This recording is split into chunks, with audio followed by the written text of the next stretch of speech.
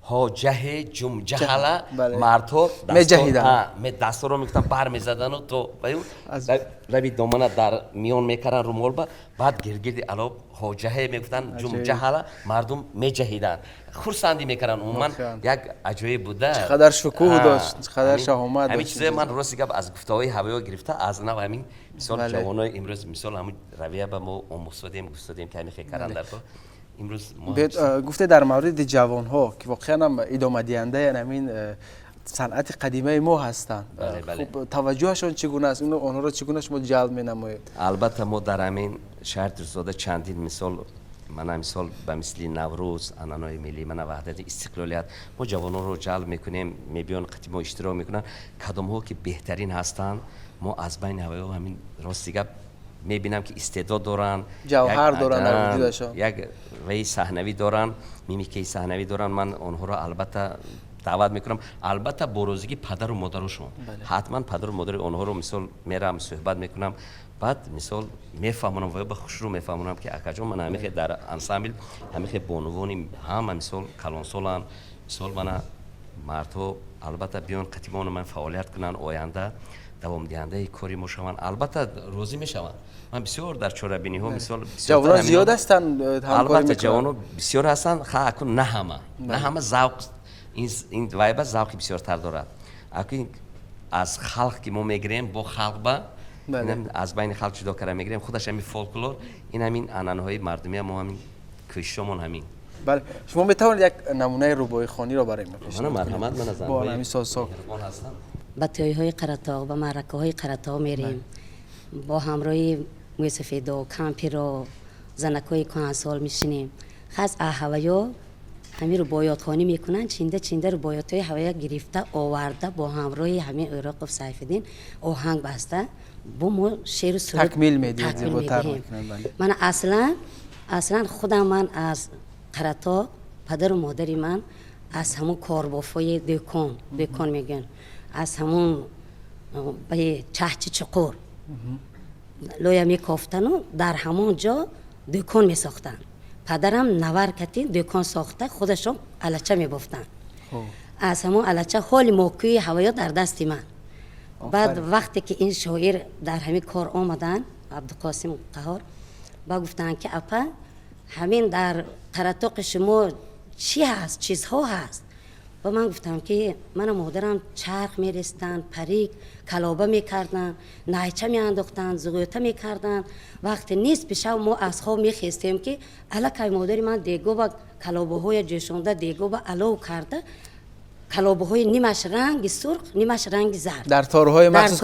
کشال میکردن در تنه های زردالو بله. آلو همه خیلی نو درختها با کشال میکردن رنگ‌های طبیعی بودن. رنگ‌های طبیعی بود بعد میگفتیم میخستیم با بیبی هم الکی میخستیم که الکی در دیگدان درون خانه بود در نبود یک ادیال کشیدگی بود در همون درون صندلی الکی فطیر بیبی هم تیار بود فطیر میکردن میخستیم که در طبق الکی شکرابی اون کس تیار بود بله میخستن میگفتن خستون بچه‌ام خستون الکی شکراب ما ای بیبی شما شکراب اگجا کرید الکی فطیر کرده و یا شکراب تیار کردین بعد انمین خسته ما دستور در سرخون شده یا میخوردیم بله بعد انمی عبدالقهار قاسم گفتن که اپا جان در همین قرطاق شما چیز محصولات همین بافندگی و همینا هست و من گفتم عبدالقهار جان من در مهان چرخ هست پریک هست رشته هست کلابه هست همه چی هست همین این کس با همین شعر نویستن رباعیات کردن نویستن با مهان همین خوندیم در همین جایی که رفتیم برآمد کردیم شیشت چرخ میرسم و در خانه سر گردانمی رشته های کنده را پیوندم و نالانمی چرخ رسان مادرم آهسته می خواند سرود می تند فکر و خیالش همچو تاری عنکبوت میتند فکر و خیال لش هم چطوری عنکبوت. گفتم من همین سخنهای یک تا با همراهی من گلبهار، خدا رحمت کند روحش شاد باشد، میرمدگانیم بودن گذشتن اون کس.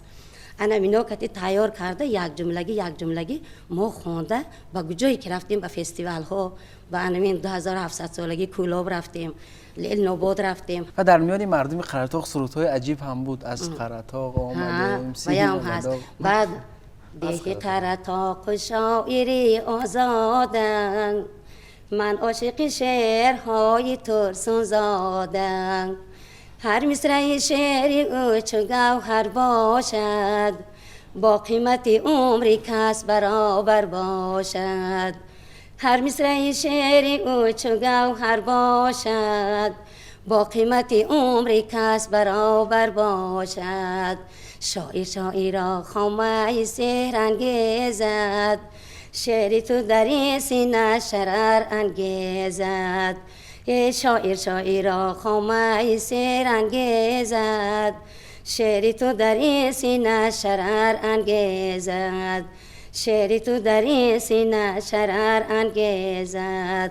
گفتم من هم خیلی سروده در بین مردم میخوانیم. امروز بزم‌ها دعوت میشوید، بزم‌های مردمی همین گونه عنعنه‌ها را در بزم‌ها شما اجرا میکنید؟ میکنیم. ما توی‌های مردم با میریم، با توی‌های مردم هم خیلی سروده کردین، مردم خوشحال کرده میبینیم. تشکر، آفرین به شما، خسته نباشید. دختری قره‌طاقی پسر نداری طاقی، دختری قره‌طاقی پسر نداری طاقی. با تو طاقی آوردم من دختری قشلاقی، با تو طاقی آوردم من دختری قشلاقی. کرتاییت نسب بر رمالی چار گل و بسر، کرتاییت نسب بر رمالی چار گل و بسر. مرا کردی در بدر دختری قره‌طاقی، مرا کردی در بدر دختری قره‌طاقی. آجغه جم جکلا جه جه جم جم جکلا، آجغه جم جکلا جه جه جم جم جکلا. غمی دیگر ندارم یارم، غمی دیگر ندارم یارم، غمی دیگر ندارم یارم. تشکر. و عموما در همین ذخیره معنوی همین شما چقدر سرودهای زیاد جمع آوری شده است؟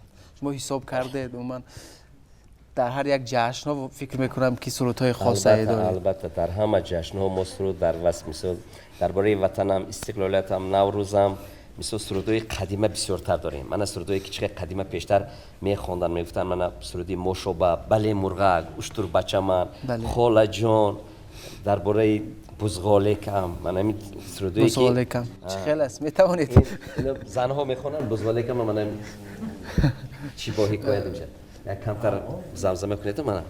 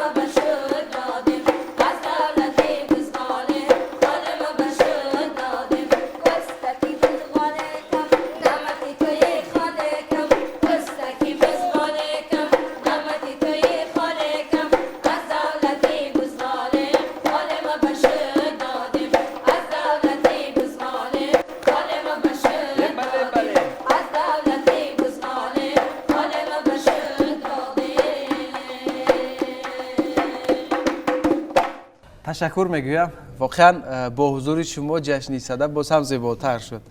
خب یک صحبت شیرین و لذیذی مردمی داشتیم و واقعا همون گنجینه های زیبای فرهنگی قدیمه مردم ما رو، فولکلور مردم ما رو باز هم شما احیا کردید و امروز برای مردم رسانیدید که فکر میکنم برای بیننده عزیز تلویزیون سفینه نیست این صحبت و این برنامه پسند آمد و من جشن صدا رو با کل مردم تاجیکستان مبارک میگویم.